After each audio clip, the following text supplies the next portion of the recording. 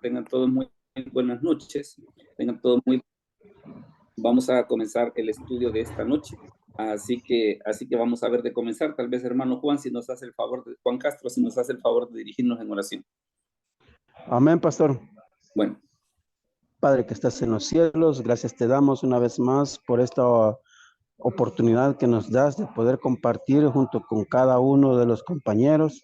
Gracias te doy por la vida del pastor, gracias por su salud, su familia, bendito Dios, y la buena disposición que pones en su corazón y que obedientemente acata bien tu ordenanza, bendito Dios, para compartir de sus conocimientos con cada uno de los alumnos. Padre, que prepares cada uno de nuestros corazones en los cuales puedan ser receptivos a la enseñanza que tú has preparado para cada una de nuestras vidas. En tus manos de amor nos encomendamos en el nombre de Cristo Jesús, tu Hijo amado, por quien te damos las gracias. Amén, Señor Jesús, y amén. Amén, Amén. pastor. Bueno, muy bien, muchas gracias. El tema que le decía que tenemos para hoy es este de la madurez espiritual. Y fíjese de que tal vez una de las razones que, digámosle así, que ha motivado a que lo podamos estudiar es por una situación que vale la pena que nosotros podamos tener en cuenta, y es la siguiente. Es el hecho de que vaya, tal vez una de las cosas que en algún momento nosotros podríamos pensar y decir, bueno, y si yo ya recibí a Cristo y después, ¿qué se supone que me espera? Pues, o cuál es en todo caso el siguiente paso que yo debo de dar. Entonces es por eso precisamente de que ahí es donde está esa situación donde, digámosle así, se hace necesario o se hace importante que nosotros podamos conocer precisamente este tema de la madurez espiritual. Ahora, fíjese de que hay una situación y tal vez ya para que, digámosle así, para que comencemos a hablar acerca de esto. Permítanme. Permítanme. Aquí está. Entonces, le decía, el tema que tenemos para hoy es de la madurez espiritual, y tal vez una de las primeras cosas que debemos de ver es precisamente la invitación, en este caso, que nos hace las Escrituras para que nosotros crezcamos espiritualmente hacia la madurez. Y mire, por ejemplo, algunos de los versículos que nos hablan acerca de eso. Oscar, si nos lees esa cita de Primera de Corintios 11:1. Primera de Corintios 11:1. Sed imitadores de mí, así como yo de Cristo. Correcto.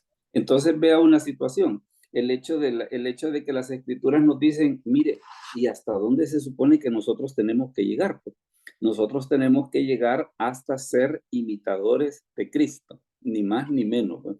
O sea, de que en ese aspecto, si alguien dice, mire, pero el estándar como que no estará muy alto, pues mire, desde el punto de vista de las Escrituras, no. Desde el punto de vista de las Escrituras, no. Entonces, por eso es de que se hace necesario hablar acerca de este tema. Recuerde, pues, como siempre, que es parte de la reunión el hecho de que si usted, por ejemplo, tiene alguna pregunta o algún comentario acerca del tema que estamos viendo, siéntase en la completa seguridad de poder formular su pregunta. Ahorita, pues, vamos a continuar hablando precisamente acerca de la madurez. Y fíjese, por ejemplo, esta otra situación que nos dice las Escrituras. Primera de Pedro 2:21. Hermano Jaime Rivas, si nos lo lee, por favor. Primera de Pedro 2:21. Buenas noches, pastor, con gusto. Dice así la palabra de Dios: pues para esto fuisteis llamados, porque también Cristo padeció por nosotros, dejándonos ejemplo, para que sigáis sus pisadas. Correcto. Vea qué interesante el hecho de que nos dice, mire, dice, ¿sabe qué es lo que sucede? Que Cristo nos ha dejado ejemplo, dice, nos ha dejado ejemplo para que nosotros podamos seguir sus pisadas. Entonces tenemos esa situación que las Escrituras nos dicen, mire, ¿sabe qué es lo que sucede? Dice, el estándar o hacia dónde nosotros tenemos que llegar es precisamente a ese asunto de ser imitadores de Jesucristo. Mire, por ejemplo, en este caso lo que dice Mateo 11:29. Hermana María Lidia, si nos lo puede leer, por favor, Mateo 11:29. Fíjese que en la opción en la que estoy no los puedo ver y no sé qué porque estoy desde un iPad, entonces hay ciertas cosas que así como me metí no las puedo ver. O alguien que no quiera colaborar con la lectura, por favor, de Mateo 11:20. Discúlpeme, pero no puedo verlos. Amén, pastor. A ver, lea. Juan Castro le contesta.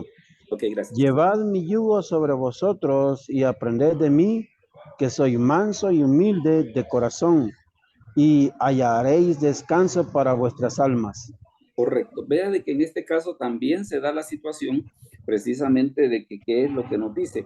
En los tres casos que estamos viendo, básicamente nos dice, mire, fíjese que el estándar es Cristo. Y esa es una situación, que es bien importante que nosotros podamos tener en cuenta. Ahora, siempre hablando acerca de eso del estándar, hay otra situación que también, siempre hablando acerca de los textos que nos invitan a crecer espiritualmente. Mire, por ejemplo, lo que dice Juan 10:9. Juan 10:9. Veamos a alguien más que nos lo lea, por favor. Juan 10:9. Amén, pastor. A ver, lea. Yo soy la puerta. El que por mí entrare será salvo, y entrará y saldrá y hallará pastos. Correcto. Fíjense que tal vez una de las cosas que este pasaje nos deja ver es la cuestión esa de decir, bueno, y yo después de que recibo a Cristo, quiere decir de que prácticamente me puedo dar, por decir así, como por servido, de que ya hice todo, pues, o sea, como que ya descubrí América. Y no nos dice la Escritura, mire, dice, bueno, primero nos establece el hecho, dice que Jesús es la puerta, dice, el que por él entrare, dice que es una de las cosas que le va a suceder, dice, será salvo. Pero también tiene esa situación que qué es lo que va a pasar, dice, y entrará y saldrá y hallará pastos. ¿Qué es lo que nos indica esto? De que después de ser salvo, todavía hay algo más. Y ese es un asunto que es bien importante. Después de ser salvo, todavía hay algo más. O sea, no es aquello de que, pues mire, yo como ya me salvé, pues entonces ya como queriendo decir, ya resolví mi problema, ¿va? Ya no tengo más nada que hacer. No, hay muchísimo que hacer, ¿va? Y eso es precisamente lo que nosotros vamos a ver ahorita. Mire, por ejemplo, lo que sucede en esta cita de Hechos 13 del 1 al 3. Hechos 13 del 1 al 3. Alguien que nos ayude en la lectura de la cita, por favor. Hechos 13 del 1 al 3. Como les comento, así como estoy transmitiendo desde iPad, todavía hay una cosa que no Yo lo, le no, oigo, pastor. no lo domino todavía, entonces por eso es que no puedo elegir. A ver, hermana María Julia, si lo vale, por favor. Ok. Hechos 13, 1 al 3. Había Correcto. entonces en la iglesia que estaba en Antioquía profetas y maestros.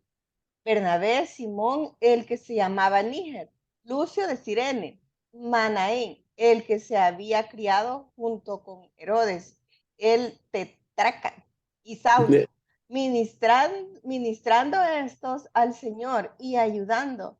Dijo el Espíritu Santo, apártanme a Bernabé y a Saulo para la obra a los que he llamado. Entonces, habiendo ayunado y orado, les impusieron las manos y los despidieron. Correcto. Fíjense que una de las cosas que nosotros podemos notar respecto de ese pasaje es lo siguiente. Es el hecho de que usted puede decir, bueno, mire, Pablo, después de que se convirtió, ya prácticamente ya de una sola vez lo llamaron al ministerio. Y la verdad que no fue tan así. Porque Pablo lo que estaba sucediendo era de que él dice que estaba en la iglesia de Antioquía. Y lo que hizo cuando estaba en la iglesia de Antioquía, ¿qué fue? Él comenzó a servir en Antioquía. Comenzó a crecer espiritualmente en la iglesia de Antioquía a tal grado que dice la escritura que llegó a ser profeta y maestro, ¿verdad? Por eso es que dice cuando habla acerca de los que estaban ahí en Antioquía, que dice que eran profetas y maestros, da listado Bernabé, Simón, el que se llamaba Níger, Lucio de Cirene, Manaén, dice, y Saulo.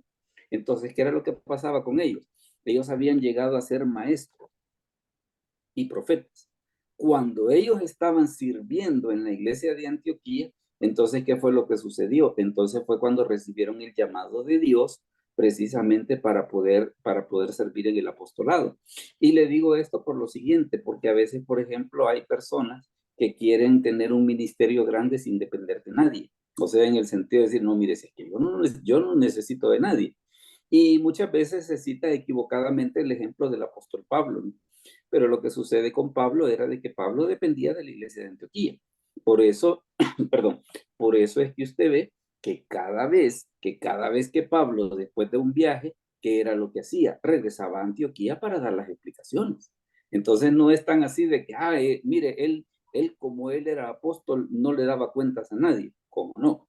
¿Cómo no? Pero ¿qué es lo que pasa? Primero fue fiel, creció en la iglesia de Antioquía, y entonces entonces de ahí fue que el Señor vino y lo llamó. Fíjese que también siempre hablando acerca de esto de la madurez espiritual, se da una situación bien curiosa, y es precisamente tal vez una diferencia un poco sutil que hay entre conocimiento y madurez. Porque vaya, alguien podría pensar, mire, una persona que sabe mucho de las escrituras es una persona que es madura espiritualmente. Puede ser, pero no necesariamente. Puede ser, pero no necesariamente. Y mire lo que sucede con esta historia, con Hechos 18, del 24, en este caso del 24 al 26. Alguien que nos ayude con la lectura de esa parte, por favor. Hechos 18, del 24 al 26. Veamos a alguien que nos ayude. Van para que veamos en este caso que aunque el conocimiento y la madurez, digámosle así, que sirven, pero no necesariamente es lo mismo. Hermano Mario, si lo lee, por favor, Hechos 18 del 24 al 26. Amén. Llegó entonces a Éfeso un judío llamado Apolos, natural de Alejandría, varón elocuente, poderoso en las escrituras. Este había sido instruido en el camino del Señor, y siendo de espíritu fervoroso, hablaba y enseñaba diligentemente lo concerniente al Señor, aunque solamente conocía el bautismo de Juan. Y comenzó a hablar con denuedo en la sinagoga, pero cuando le oyeron Priscila y Aquila, le tomaron aparte y le expusieron más exactamente el camino de Dios. Ok, vea de que en ese caso, ¿qué es la que se da? La situación que se da, y dice la escritura que estaba este sujeto Apolos, y una de las cosas que dice, que dice la escritura que sucedió, que fue el hecho de que dice que él comenzaba a hablar con denuedo, pero eso de comenzar a hablar con denuedo, básicamente a lo que se refiere era el hecho de que, mire, él, digámosle así, como que le ponía ganas al asunto, ¿no? Le ponía énfasis. Pero fíjese que una de las cosas que menciona la escritura, que dice que comenzó a hablar, dice lo concerniente al Señor. O sea, de que estaba con esa situación como por querer decir así. Mire, él hablaba del evangelio, pero lo que estaba alrededor. Ahora, ¿qué es lo que sucede? Después dice la escritura que mire lo que sucede más adelante. En el versículo 26 dice, y comenzó a hablar con denuedo en la sinagoga, pero cuando le oyeron Priscila y Aquila, dice, le tomaron aparte y le expusieron más exactamente el camino de Dios. Ahora, después de eso, ¿qué fue lo que sucedió? Y queriendo él pasar a Acaya, los hermanos le animaron y escribieron a los discípulos que le recibiesen. Y llegado él allá, fue de gran provecho a los que por gracia habían creído, porque con gran vehemencia refutaba públicamente a los judíos, demostrando por las escrituras que Jesús era el Cristo. Entonces vea de que en ese aspecto como que hay una diferencia, porque alguien puede pensar, mire, una persona que conoce mucho de la Biblia intelectualmente, podría ser de que sea maduro espiritualmente, pero no necesariamente. Porque lo que puede sucederle a esta persona, mire, fíjese, es una persona muy inteligente, pero ser muy inteligente no necesariamente significa ser maduro espiritual. Entonces es por eso de que a veces es la frustración que sienten algunas personas que se meten a estudiar teología y piensan que por toda la teología que han estudiado, pues entonces yo soy maduro espiritualmente. No necesariamente. No, es bueno, pero no necesariamente. No sé si hay algún comentario antes de que sigamos. Si todos estamos bien hasta aquí, antes de que pasemos a la siguiente parte. ¿Todos estamos bien en esta parte? Pastor, solo una pregunta. A ver, dígame. Con respecto al primer versículo, al 24, donde menciona que era natural de Alejandría, se refería, tengo, no sé, una leve como noción de que era Alejandría, era como una universidad o algo así en Egipto, ¿verdad? En Egipto, pero lo A que eso se refería. a eso se refería. Y precisamente, vaya, por ejemplo, en hermenéutica, cuando se habla acerca de la escuela de Alejandría, de Antioquía y de Occidente, Alejandría era la que interpretaba alegóricamente. Ok. Entonces, Gracias. eso era lo que pasaba con él. de que, digámosle así, es cierto, tenía un conocimiento muy bueno de las escrituras, era muy devoto, pero como que en algunas cosas había que corregirle un poco la plana, ¿va? Entonces esa situación de corregirle la plana es precisamente lo que las escrituras hablan respecto de este sujeto, de que lo que había que hacer, dice, era exponerle más exactamente, ¿no? Porque sí, por, porque sí se da esa situación, de que qué era lo que sucedía. Claro, él era muy fervoroso, él era muy dedicado, pero le faltaba en ese sentido que le orientara un poquito.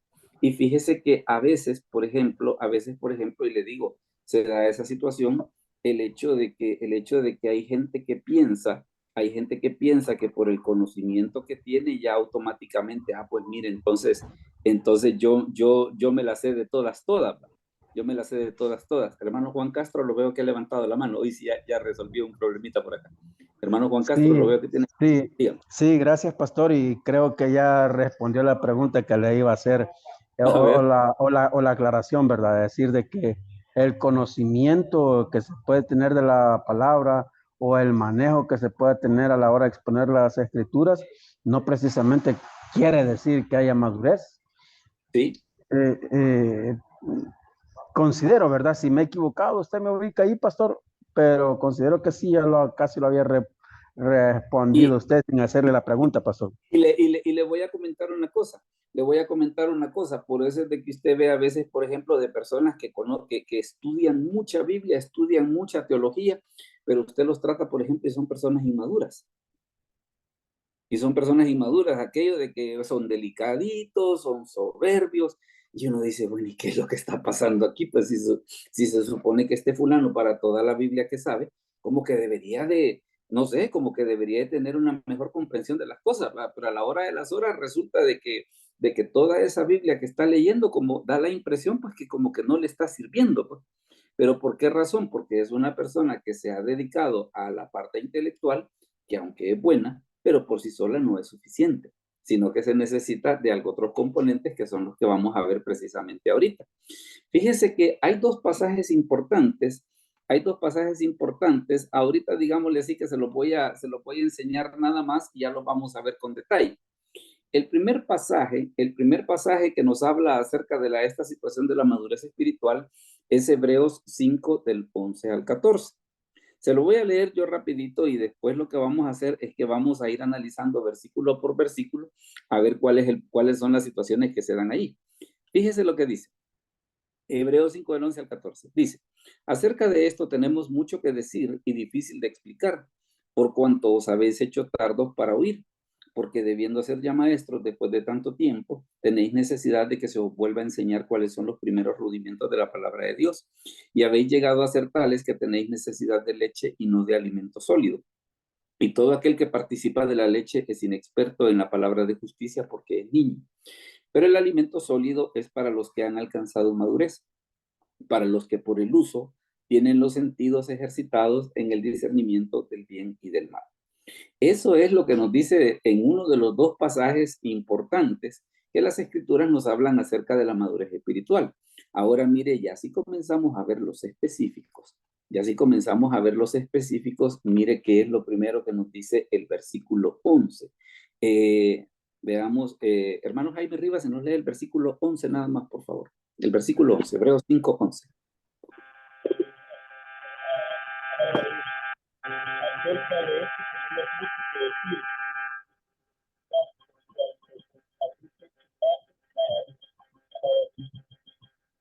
Se le oye como con interferencia.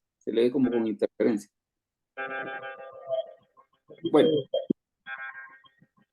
fíjese que hace un momento se le oía bien, pero ahorita se le oye. Hola. Dice así la palabra de Dios. Ahora sí, hoy estamos. Acerca de esto tenemos mucho que decir y difícil de explicar, por cuanto os habéis hecho tardos para oír. Palabra de Dios. Correcto. Vea que una de las primeras situaciones que nos dice la escritura, les dice, cuando dice acerca de esto, lo que él está explicando acerca del sacerdocio de Melquisedec. Entonces viene el escritor de Hebreos y dice, mire, acerca de eso les tengo mucho que decir, dice, y difícil de explicar. Pero el problema dice que se han hecho tardos para oír, o sea, como que han caído en una situación de pereza espiritual, ¿verdad? Que es lo que le digo que a veces, por ejemplo, le puede ocurrir, a veces le puede ocurrir a una persona que, digámosle así, que solo se fija en la parte intelectual, que como solo se fija en la parte intelectual, pues sí, pero tal vez una de las preguntas que habría que decir, ¿y a qué hora vas a llevar a la práctica lo que estás aprendiendo? Pues? A ver, hermano Jaime, diga. Le veo que con la mano levantada. Jaime Rivas. Pastor, pastor, ¿me Dígame. escucha? Sí, le escucho. Eso creo que también está alineado a cuando describen a las 7 iglesias en el Apocalipsis. Hay una iglesia que dice que es muy rigurosa, muy así, muy dada al apego a la escritura, pero le falta primer amor. Se olvidó de eso. Yo creo que está bastante alineado a esto que está exponiendo usted. Bueno, tiene que ver, hablando específicamente acerca de la iglesia de Éfeso, que es precisamente a la que se le dice eso, que dice que ha probado a los que se dicen ser apóstoles y no lo son, dice, los has hallado mentirosos, les dice un montón de chuladas, ¿va? Les dice un montón de chuladas, pero habían caído en esa situación de que dice que habían dejado su primer amor, o sea, digámosle así, la razón de ser de su fe prácticamente se había perdido, pues. Entonces, en este caso, ¿qué es lo que pasa? Les dice, mire, el problema dice que se han hecho tardos para oír, y vea la explicación que da el escritor de Hebreos a qué se refiere esa tardanza. Veamos, Oscar, si nos lees los versículos 12 al 13, por favor. Porque debiendo ser ya maestros, después de tanto tiempo, tenéis necesidad de que os vuelva a enseñar cuáles son los primeros rudimentos de la palabra de Dios. Y habéis llegado a ser tales que tenéis necesidad de leche y no de alimento sólido. Y todo aquel que participa de la leche es inexperto en la palabra de justicia, porque es niño. Correcto. ¿Sabe qué es lo que sucede? Y fíjese que este es un asunto bien curioso. Yo entiendo de que todos al principio de nuestra vida cristiana tenemos un montón de dudas, precisamente porque hay un montón de cosas que no conocemos, lo cual es entendible, lo cual es comprensible, pero mire, ya después de 20, 25 años y seguir haciendo las mismas preguntas, mire, como que algo anda mal, pues. ¿Se imagina lo que sucedería, por ejemplo, con un niño, por ejemplo, que nunca aprendiera a escribir, por ejemplo? O que no aprendiera la matemática básica nunca. No, mire, ahí como que algo anda mal, pues.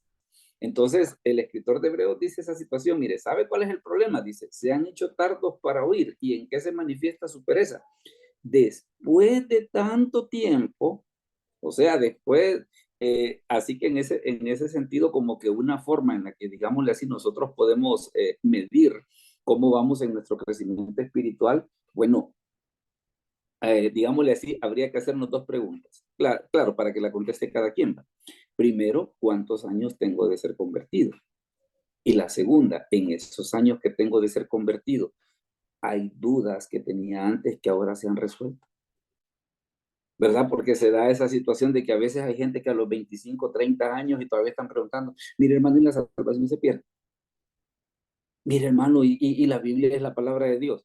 Tal vez a alguien que está recién convertido, digamos que se vale, ¿va? Pero ya alguien que ya tiene 20, 25 años de estar convertido y que todavía tenga ese tipo de dudas, mire, como que algo en su vida espiritual no se ha estado aprovechando, pues.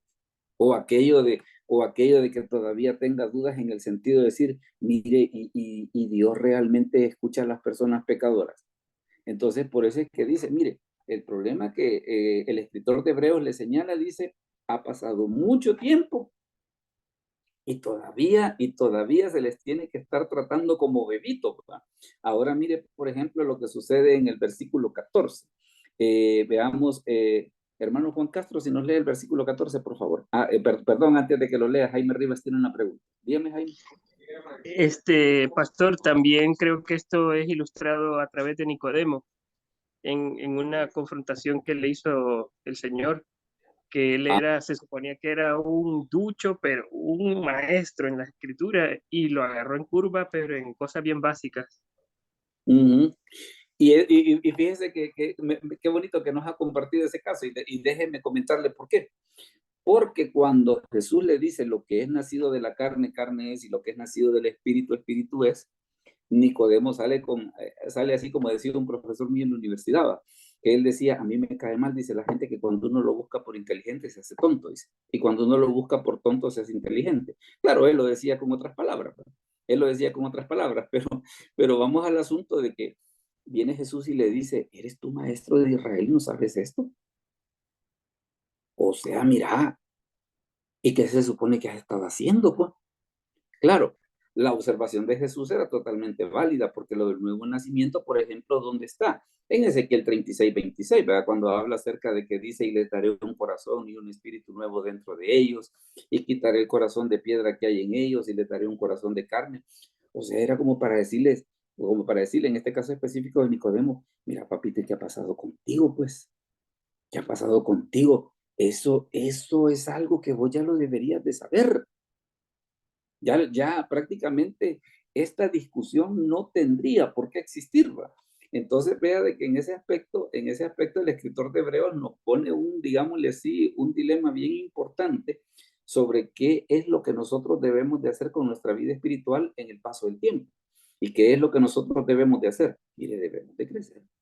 Debemos de crecer. Ciego guiando a ciego, ¿verdad? Sí, sí. ¿Y sabe cuál es lo peor? ¿Sabe cuál es lo peor? De que el ciego cree que ya ve. Es que así como le dice a otra de las iglesias del Apocalipsis, ¿verdad? Que le dice, tú te dices, yo soy rico y me he enriquecido, dice, y en realidad eres un pobre, ciego, desnudo, ¿verdad? Entonces, en ese aspecto, ahora, puede usted darse cuenta qué es lo que sucede, por ejemplo, y por qué a veces las divisiones de las iglesias fracasan. Porque a veces las divisiones de las iglesias fracasan porque estas personas creen de que solamente porque la gente, digamos, porque predicó un día y la gente le dijo, ¡ah, qué bonito predica! Ah, entonces mire, este pastor no sirve, véngase conmigo. No, pues sí, pero ¿y el conocimiento necesario para poder guiar una grey? Por eso es que usted ve que a Pablo no lo mandaron de primas a primeras, sino que ¿qué fue lo que hizo? Primero se estuvo congregando en Antioquía, estuvo creciendo, estuvo sirviendo, llegó a ser profeta y maestro, y ya cuando estaba en esa posición, pues entonces, pues sí, vámonos.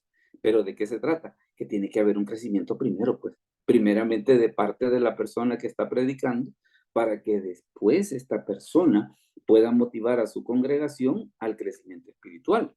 Ahora mire, por ejemplo, lo que sucede con el versículo 14. Con el versículo 14. Yo lo leo. Ok. Buenas noches.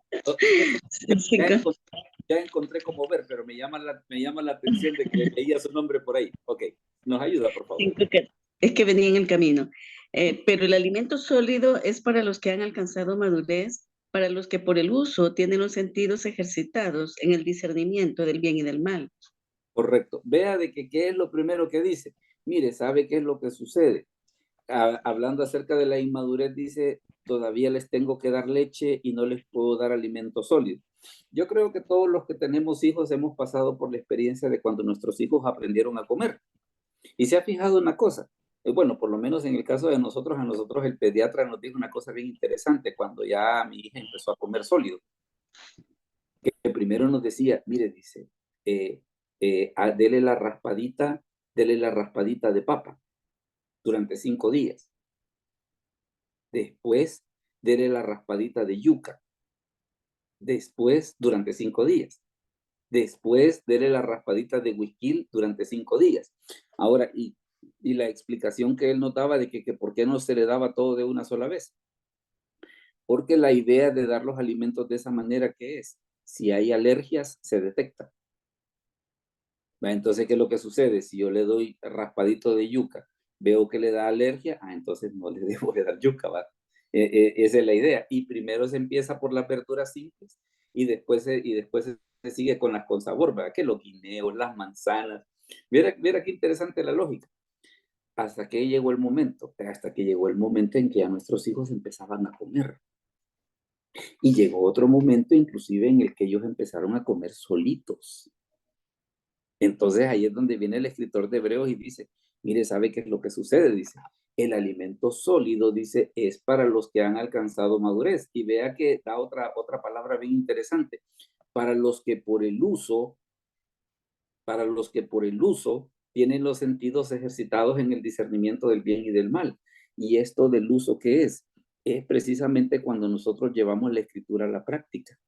Porque cuando nosotros, vaya, sería tal vez para verlo de esta manera. Usted, por ejemplo, ve el manual de un celular y ve que en el manual del celular están las 1001 travesuras sobre lo que usted puede hacer con él. Pero ¿qué es lo que sucede? Viene y tal vez usted dice, mire, yo no sé cómo hacer eso. ¿Qué hace? Revisa el manual, lo aplica y ve que funciona. Y a medida que usted lo va utilizando, ¿qué es lo que pasa? Va entendiendo que eso es más fácil. Ahí es donde dice la escritura, mire, sabe que es una de las cosas que nos lleva a la madurez, el uso. O sea, el hecho de poder decir, mire, esos pasajes que nosotros leemos de las escrituras, llevarlos a la práctica. Llevarlos a la práctica en el sentido, vaya, cosas como, le voy a poner un caso, como cuando la Biblia dice, por ejemplo, todo lo puedo en Cristo que me fortalece.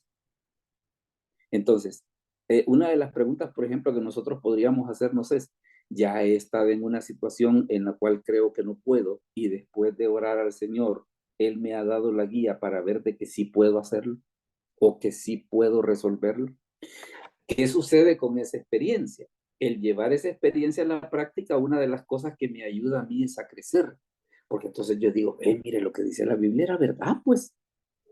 Lo que dice la Biblia era verdad.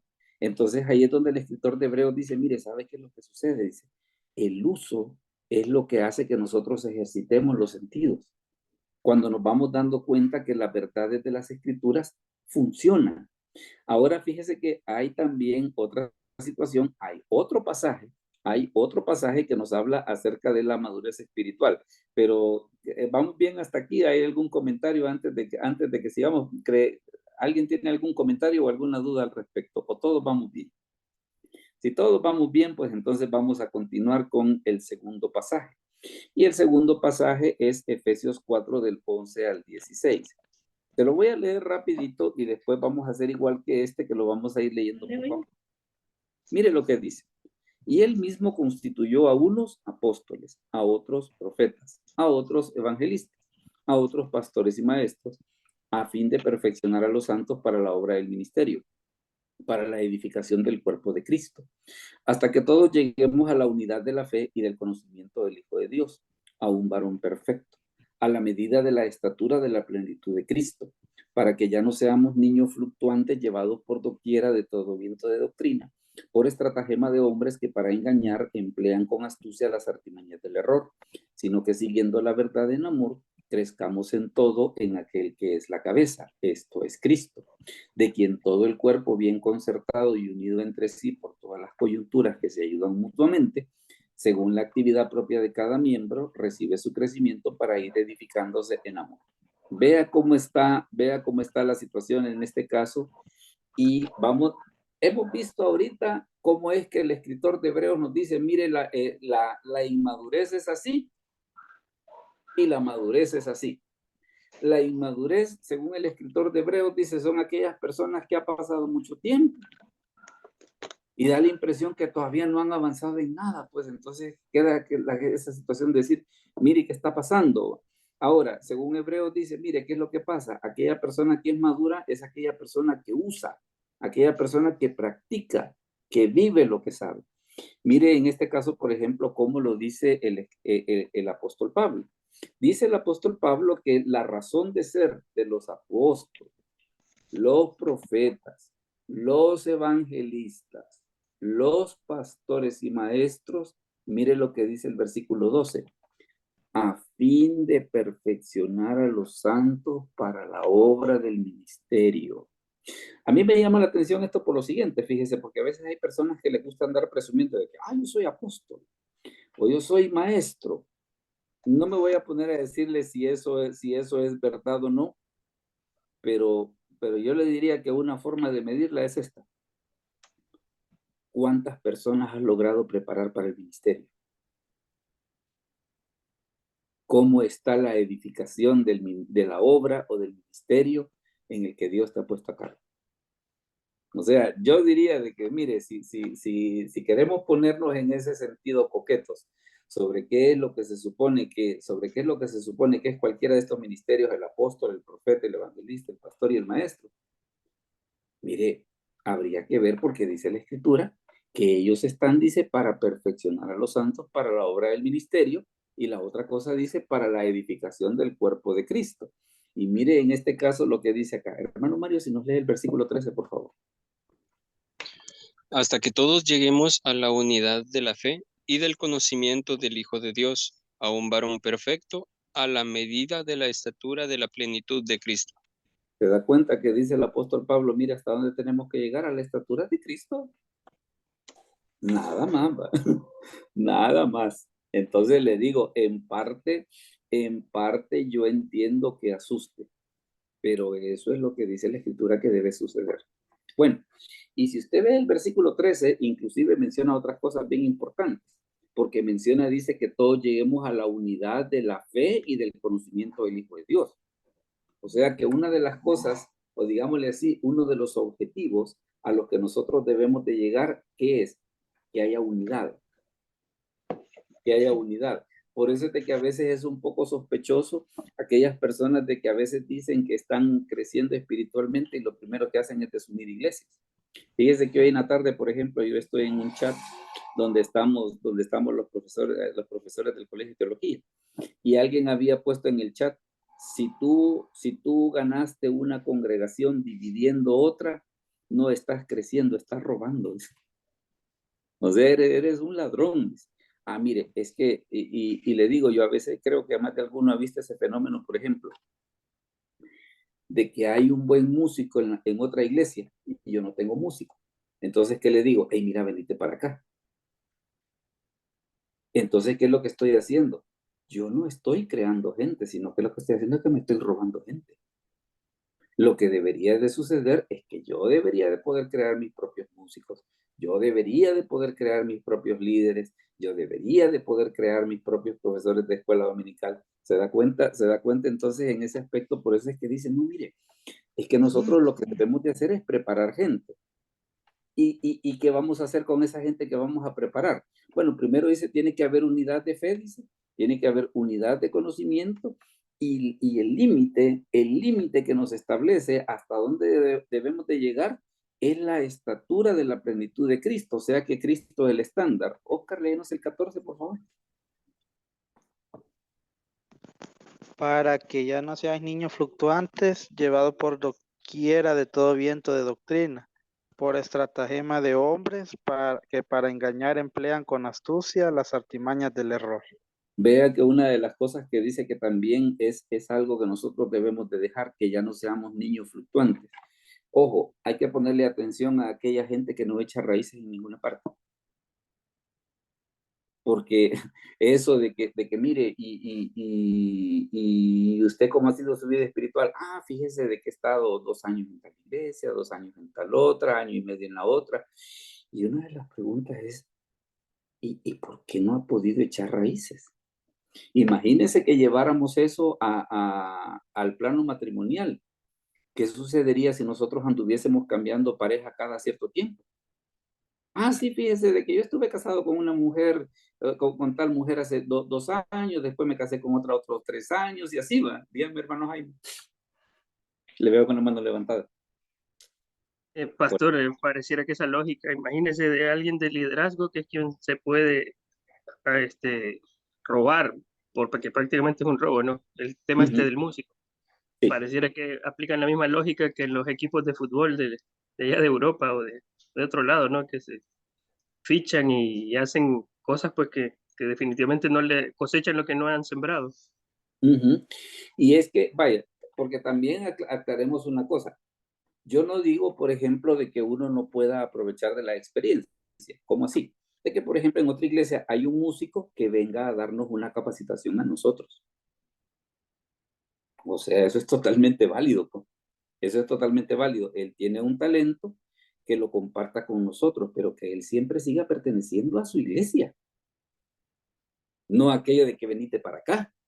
Fíjese que, por ejemplo, acá en la, tal vez para algunos que están en la reunión, Jaime Rivas, él está en Panamá, así que por eso es de que voy a dar esta explicación de la manera que lo voy a hacer. Fíjese, hermano Jaime, que la iglesia en la que nosotros estamos, hace muchos años, comenzó un ministerio que se llama Operación Jesucristo. Que ese ministerio, ¿qué fue lo que sucedió? Lo que hicieron fue que trajeron un hermano de Costa Rica. En ese tiempo, pues yo tenía como 16, 17 años, ¿no? Y iba con el grupo ese porque lo que él nos enseñó fue a evangelizar en las escuelas. Lo interesante del caso de la experiencia tal vez es esto. El pastor lo quería hacer. Pero ¿qué sucedía? Había alguien que ya tenía el conocimiento. ¿Por qué no aprovechar ese conocimiento? Ese hermano estuvo con nosotros acá un mes, donde se iba todos los días de colegio, se iba a todos los colegios. Y eso le estoy hablando que fue hace quizás como unos 30 años. Entonces, ¿qué es lo que sucede? Después de ese mes, él se regresó para Costa Rica, pero nosotros quedamos aprendidos. Entonces, yo no le estoy diciendo, ay, que mire, solo nosotros podemos. No, porque si en otra parte hay personas que tienen conocimiento, mire, traigámoslo para que nos enseñe, pues. Traigámoslo para que nos enseñe, pero no robarnos a la persona, pues. No robarnos a la persona. Lo que nosotros deberíamos de hacer es que la persona se quede en su lugar. La persona se quede en su lugar. Pero sí, es que fíjese que con esto de las raíces es una situación bien fregada, porque vaya, yo escuchaba a una persona, aunque era católico, pero me llamó la atención la manera en la que lo dijo. Porque él decía, yo todos los domingos voy a una parroquia diferente, porque quiero escuchar cómo es la misa en cada parroquia. Digamos que está bien si él fuera supervisor de parroquia. Pero si lo que estamos hablando es de que él tiene que crecer espiritualmente, tiene que echar raíces en él. ¿Verdad? Por eso es que dice, para que ya no seamos niños fluctuantes, llevados por doquiera de todo viento de doctrina, por estratagema de hombres, dice que para engañar emplean con astucia las artimañas del error. No solamente tiene que ver con las sectas, sino con aquella cuestión de decir, mire, fíjese que ahí en aquella iglesia, por ejemplo, necesitan un músico, yo sé tocar, me voy para allá. Y en la otra necesitan, no, entonces mire, echemos raíces en una parte. Seamos fieles a algo. Y de ese algo, por eso le ponía el ejemplo de Pablo, de que Pablo, aunque él andaba por todos lados predicando, pero ¿qué hacía después de que terminaba el viaje? Iba a Antioquía a dar el reporte. O sea, Pablo dependía de una iglesia. No es aquello de que porque yo soy apóstol no tengo que darle explicaciones a nadie. ¿Cómo no? Ahora mire la otra cosa, el versículo 15 y 16. Hermana María Julia, si nos lo lee, por favor. Efesios 4, del 15 al 16.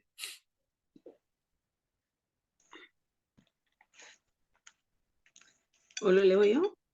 Sí, me hace el favor. Dice, sino que siguiendo la verdad en amor, crezcamos en todo en aquel que es la cabeza, esto es Cristo, de quien todo el cuerpo, bien concertado y unido entre sí por todas las coyunturas que se ayudan mutuamente, según la actividad propia de cada miembro, recibe su crecimiento para ir edificándose en amor. Correcto. Bueno, muchas gracias. Una cosa, hermano Jaime, no sé si me quedé al pendiente con la explicación o me di a entender. ¿Estamos bien ahí? Pienso que sí, pastor. Vamos a ver. Sin duda el caso que usted expuso es muy válido, o sea, es auxiliarse, pues, pero ya lo que yo entendí en un inicio era que lo que querían era como que si fuera, yo utilicé la ilustración del equipo de fútbol, ¿verdad? Que si veo un delantero que es bueno, voy y quiero traérmelo, no me lo traigo para que me entrene a mis delanteros, sino que me lo traigo para que juegue para mí, ¿verdad? Y se lo quito al otro que le costó, ¿verdad?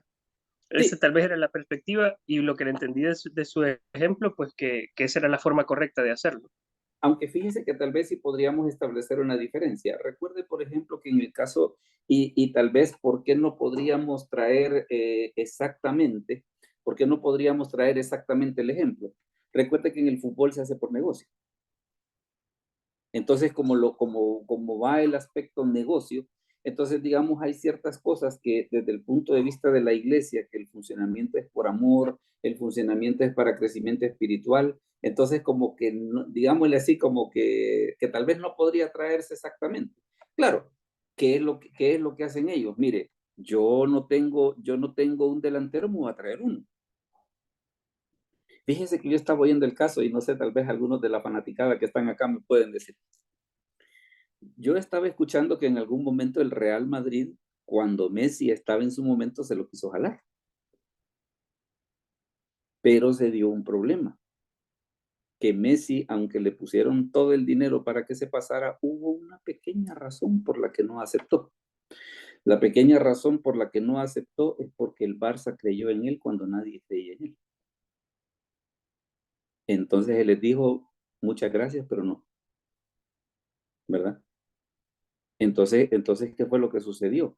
Ah, pues sí, cuando él ya era estrella y todo el mundo lo quería tener. No, pero en el momento en el que el Barça lo descubrió, que tenía el problema ese de los complejos de inferioridad, de la falta de atención, en ese momento hubiera sido bonito que lo agarraran. Entonces, hasta donde tengo entendido yo, no sé si alguien ha oído algo parecido sobre eso, hasta donde tengo entendido yo, en ese momento, cuando Messi estaba, digámosle así, que como por decir así, en las ligas menores, el Barça creyó en él. Y es por eso que cuando el Madrid le dijo, venite para acá, aquí está toda la billetada. No, fíjese, ellos hicieron algo que ustedes no han hecho, creer en mí. Entonces, esa situación de creer en la gente es bien importante. Es bien importante. Y en ese caso, ¿qué es lo que vamos buscando? Claro, en el caso del fútbol se hace por negocio. En el caso de la iglesia como cuerpo de Cristo, funciona bajo una lógica diferente. ¿Y cuál es la lógica? El hecho de que, miren, nosotros lo hacemos por amor, lo hacemos por convicción. Entonces, en ese caso, y por eso es que vea que el versículo 15, ¿qué es lo que dice? Sino que siguiendo la verdad en amor, o sea, está esa palabra de por medio, crezcamos en todo en aquel que es la cabeza, esto es Cristo, de quien todo el cuerpo bien concertado y unido entre sí por todas las coyunturas que se ayudan mutuamente, o sea, está la cuestión cooperación, ¿va? Según la actividad propia de cada miembro, recibe su crecimiento para ir edificándose en amor. O sea, en este caso, vemos de que la lógica es un poco diferente. La lógica es un poco diferente. Veamos, vamos a dar algunos minutitos para que si alguien tiene alguna pregunta o algún comentario respecto a todo esto que acabamos de decir, pues este es el momento para que lo haga. Así que si alguien tiene alguna pregunta o algún comentario sobre esto que acabamos de decir, a ver, digan. En lo personal me llama la atención lo que usted mencionaba y lo que también está escrito en la Biblia, que al final pues tenemos que llegar a la estatura del varón perfecto. Es como que usted lo mencionó.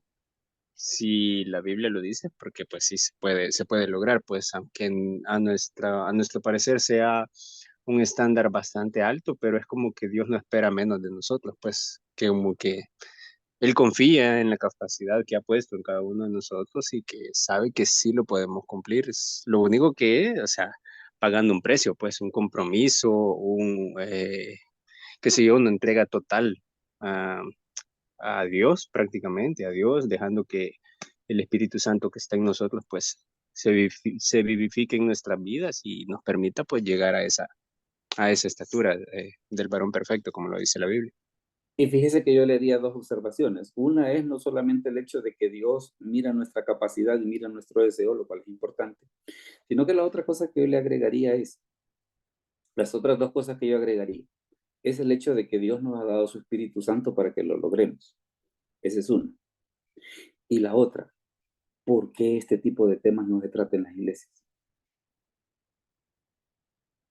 Porque tal vez la lógica a la que yo quiero llegar es a lo siguiente, para que nosotros caigamos en la cuenta de que esto debe enseñarse y debe ser el propósito de un pastor al tener una congregación. Dígame, hermana María Lidia.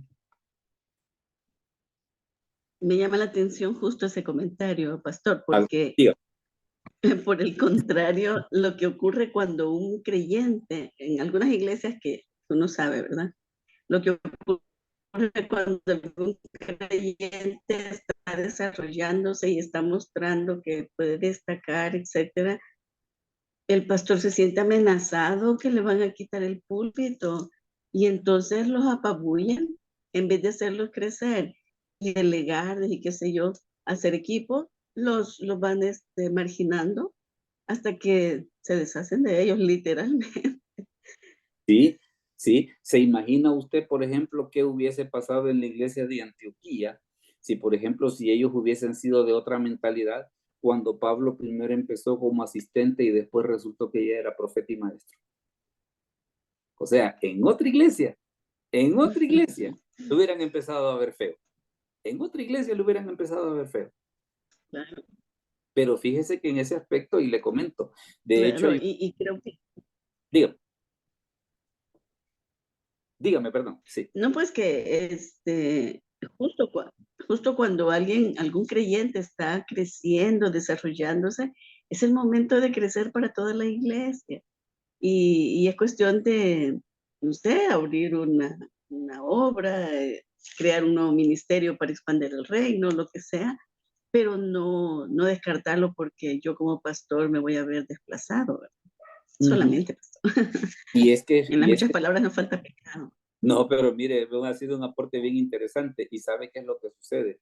De que cuando un pastor es maduro espiritualmente, no le tiene miedo al crecimiento de sus ovejas. Esa es una cosa que es bien importante.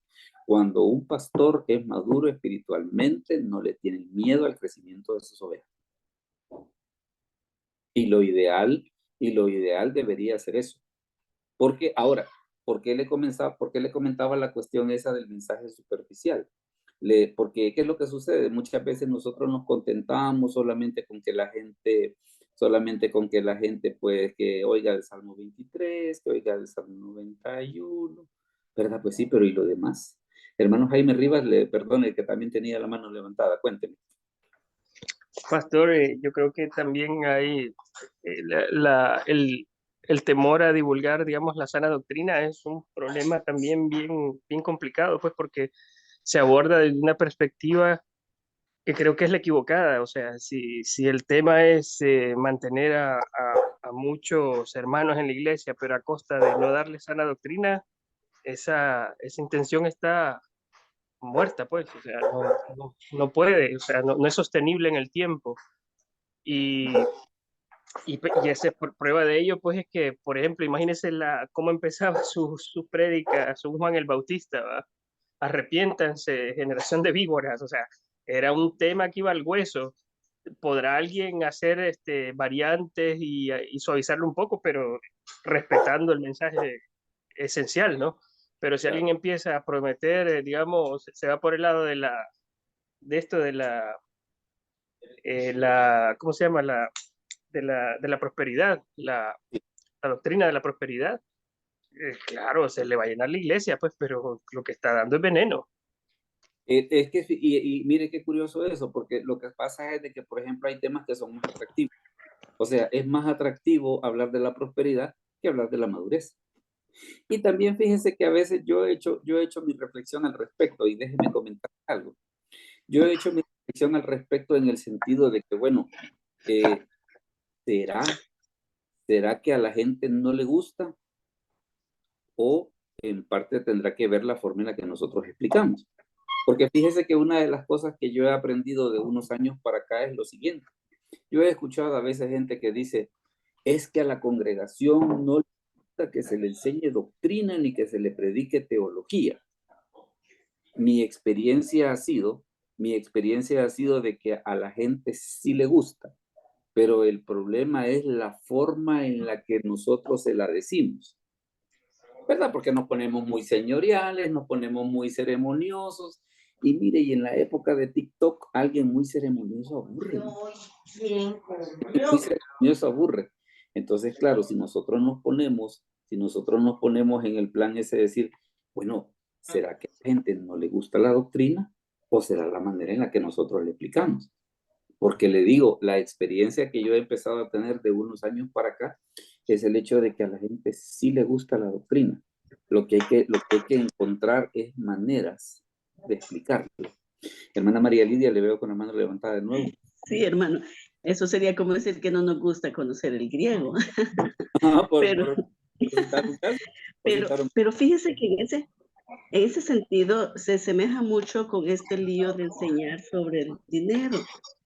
La mayordomía de las finanzas es sumamente importante, y hasta donde yo sé, Jesucristo habló más veces de las finanzas que cualquier otro.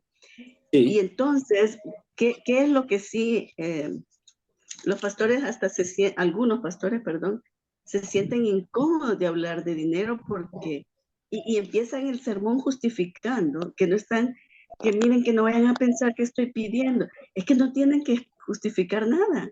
Si se basaran, si se ciñeran al texto, no tendrían que justificar nada. Entonces, cuando alguien dice, no crean que estoy pidiendo, está pidiendo, está queriendo que le den. Pero si solo enseñaran lo que dice la Escritura, fíjese que yo estaba más pequeña cuando escuché una enseñanza importantísima acerca del dinero, y yo quería dar, si yo no trabajaba, es más, por fe me comprometí a dar algo que yo no recibía, y esa semana empecé a recibirlo. Entonces a mí eso me hizo ir queriendo dar más cada vez, pero nadie dijo, y de hecho se invitó una persona que fuera a dar toda una campaña de mayordomía a la iglesia, pero nunca dijo que nunca se justificó, pues eso, ese es el punto. Entonces lo mismo ocurre con otros temas importantes de la escritura.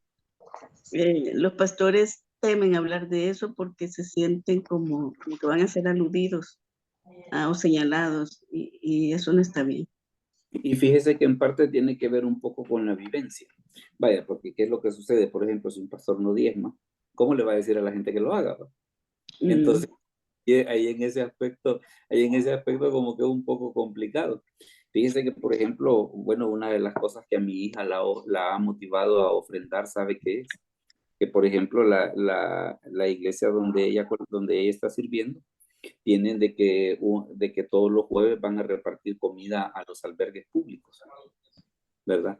Entonces, la primera de las veces que fue, yo le di esta explicación y ella me la agarró, pero así va.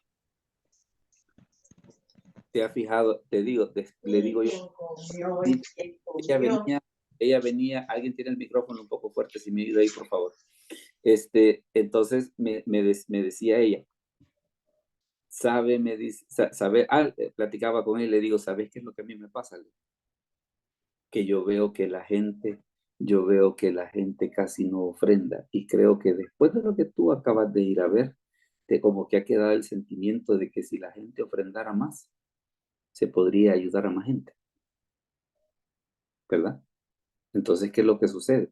Quiere decir de que parte del asunto a veces no es que la gente sea apática a la doctrina, en parte tiene que ver en la forma en la que nosotros la damos, ¿verdad? Y así hay una serie de temas, que es lo que tanto Pablo como el escritor de Hebreos concuerdan en la situación esa de decir, bueno, mire, ¿cuál es el objetivo? ¿Cuál es el objetivo que nosotros tenemos para nosotros mismos y para nuestras congregaciones en el paso del tiempo? ¿A dónde queremos que lleguen? ¿Verdad? Porque de lo contrario sucedería como en el caso de los niños, que mire, tiene 10, 15 años y todavía no puede comer solito. No, mire, tiene que llegar un momento en el que tiene que poder, tiene que aprender. ¿Y qué es lo que nosotros debemos de ser? Los facilitadores para que lo hagan. Esa tal vez es la parte importante. Nosotros debemos de ser los facilitadores para que lo hagan. Muy bien. Déjeme tal vez comentarle cuál va a ser el tema para la próxima semana, no sin antes agradecerle pues de que hayan estado con nosotros. El tema para la próxima semana es mire, ve, ¿qué traducción de la Biblia usar en la iglesia? Ese va a ser el tema que vamos a tener para el próximo miércoles. ¿Qué traducción de la Biblia usar en la iglesia? Por aquí hay quienes dicen, mire, hay que usar la Reina Valera, hay que usar NBI, y a la hora de las horas, ¿cuál se supone que debemos de usar? Entonces ese tema vamos a ver la próxima semana. Y la otra cosa, por ejemplo, ¿qué pasa con la traducción del Nuevo Mundo y qué pasa con las traducciones católicas? Entonces, ese va a ser el tema que vamos a tener la próxima semana. ¿Qué traducción de la Biblia usar en la iglesia? Así que no me resta más, pues, de que agradecerles pues de que hayan estado con nosotros esta noche.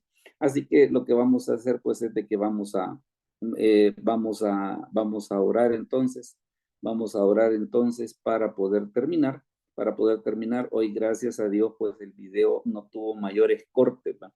No tuvo mayores cortes, así que esperamos pues de que otro momentito lo vamos a compartir para aquellos que, por ejemplo, que no pudieron estar toda la clase. Así que vamos a orar al Señor y vamos a terminar. Oramos entonces.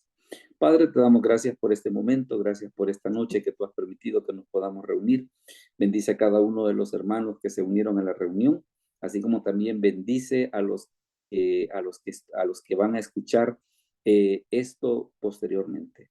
Gracias te damos, Padre, porque hay un grupo de tu pueblo, hay un grupo de tus hijos que tiene sed de ti. Y te doy gracias, Señor, por el privilegio, aún sin ser merecedor, de poder compartir estas partes de las Escrituras con parte del cuerpo de Cristo. Bendice sus vidas, provee para sus necesidades, sana a los enfermos, te lo pedimos en el nombre de Jesús. Amén.